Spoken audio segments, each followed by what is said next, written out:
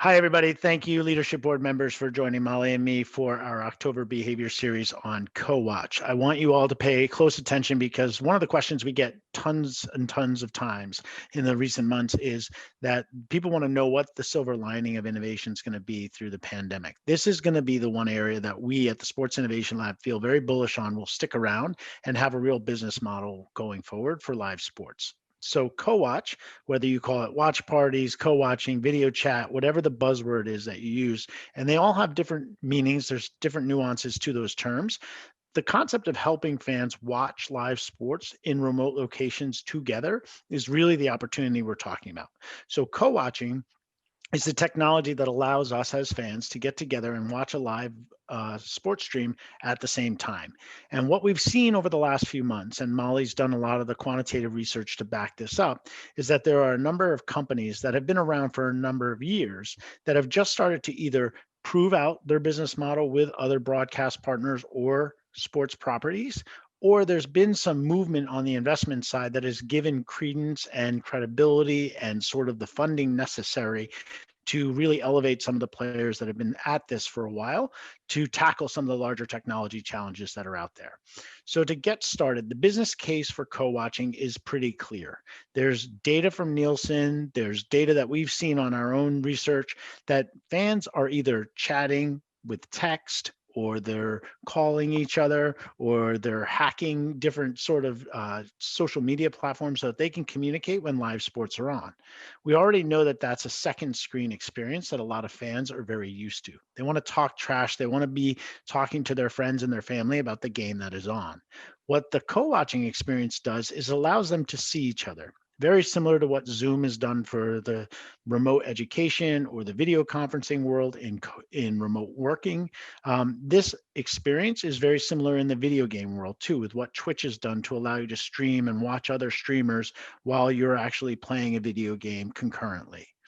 The reason it hasn't really taken off in live sports is because the video synchronization is a very difficult challenge. You do not want fans cheering at different times, speaking when different things are happening during the live game, and the linear broadcast has been very slow to bring that level of interactivity into the viewing experience for exactly that reason.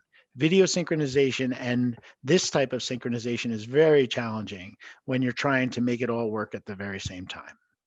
So with that said, the interesting thing is because of COVID, the acceleration on the back end, right? The networking technology that had to make Zoom take off so that kids could learn remotely, that employees could be working in different areas, the work that Cisco's had to do to upgrade their WebEx platform, a lot of that back end networking and video and front end technology is making its way into entertainment now. But this is a specialized problem. So when Molly went out into the marketplace and tried to figure out which companies were doing this, she found some interesting names that bubbled to the top. And I'd like her to walk you guys through the Power Play Index now, so you're more familiar with some of the companies that are going to probably either get acquired for doing this well, or will start breaking into new ground and building a bigger business. Molly, can you walk everybody through the Power Play Index, please?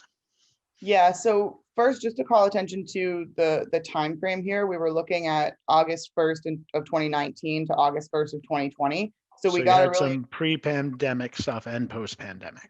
right. We wanted to see if there were any examples of this before the pandemic made it sort of a business imperative for our industry. And there were some early examples. Something to just keep in mind with this is a very, very early market. Unlike some of the other power play indexes that we've published that have had, years and years of time to sort of mature, this is still very early, and we're still seeing this technology in sort of the testing phase. So when we look at this power play index, Scenic was our game changer, and they've been working with BT Sport and the Premier League to put together this watch party technology. Live Like and their work with the NFL, Twitch, and Scener are both also working on this co-watching experience. But the big caveat to all of that is that there are very few examples that are working in live sports. Yeah, So and I remember when you first showed this to me too. I looked at it and I said, "Well, I know Scenic. They've been at this for a while." So Paul and I were probably talked right before we even launched the Sports Innovation Lab back in 2013, 2014 to understand what he was doing. But I didn't know the company Scener. You and I got to know them through this process. It seemed like what we were seeing in a lot of the data was that co-watching was happening when the content was recorded or it was on demand. Things like Netflix and Amazon Prime and things like that. These, and even Senior hadn't tackled live sports yet. These are sort of companies that are starting to play with that format. yeah, and to your earlier point about the video synchronization, when it's video on demand, you eliminate that a lot of that buffering that people get when, when you're on a Zoom call or when you're trying to synchronize the live video. And so it was a proof case for a lot of these companies to start with the video on demand and see, yeah, people actually do want to feel like they're together even if they're socially distant. And so what we've seen is some of that investment coming into these tech companies to be able to make that advance into the live experience. We know that Microsoft was working with the NBA to bring the virtual fans into the bubble. That's not what this Power Play Index was focused on. This was really focused on the at-home experience. But because Microsoft is the fan experience partner for the NBA, they were doing some at-home remote co-watching experiences during the bubble.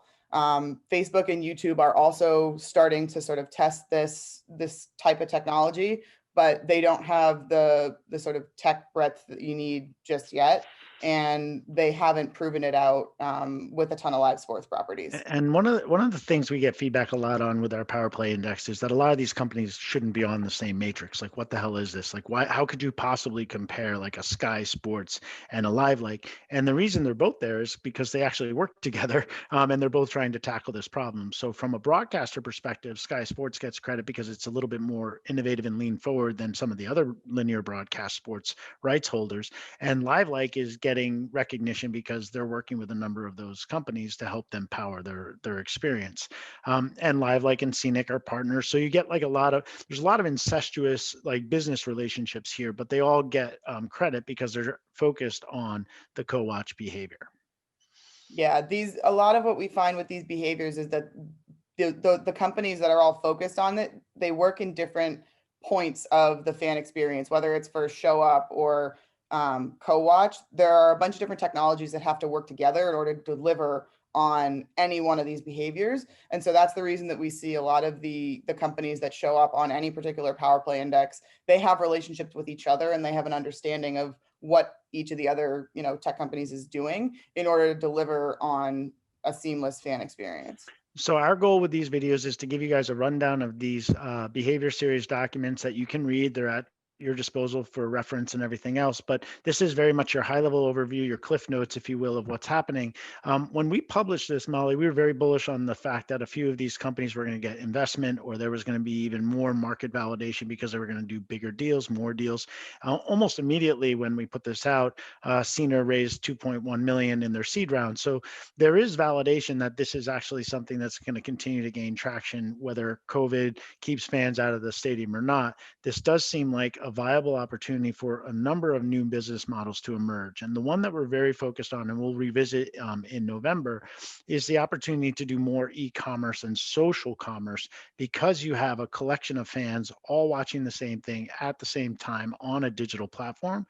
We believe that there will be more commerce related activities a la Twitch, a la these gaming platforms that allow fans to buy merch, buy other sorts of experiences while they're watching together with their friends. That could drive ticket sales, that could drive all kinds of experiential revenue in the future. So, Molly, great work with this. Thanks for running through it. Is there anything I missed?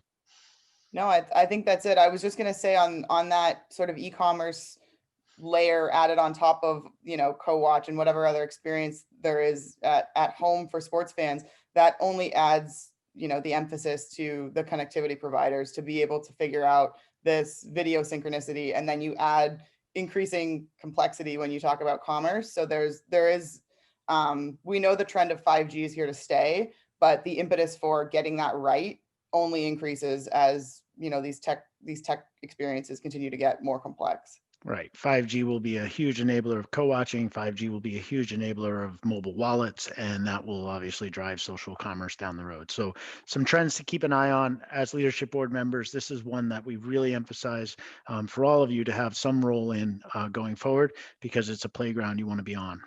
Thank you guys for joining us. We'll see you next month. Thank you.